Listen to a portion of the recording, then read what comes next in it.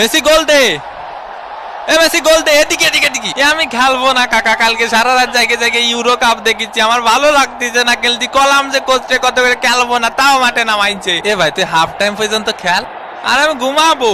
এ লাইটটা বন্ধ করে দিতি না স্টেডিয়ামের। ফাউল, দে পাউলের শট, মিস।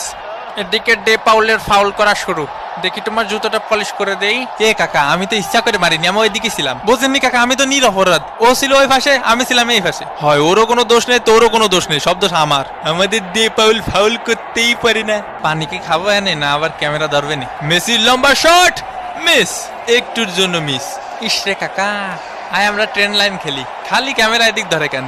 হাফ টাইমের বাঁশি বেজে উঠলো। এগুলা কি ভাই? অন্তত 2টা পেনাল্টি দেওয়া উচিত ছিল।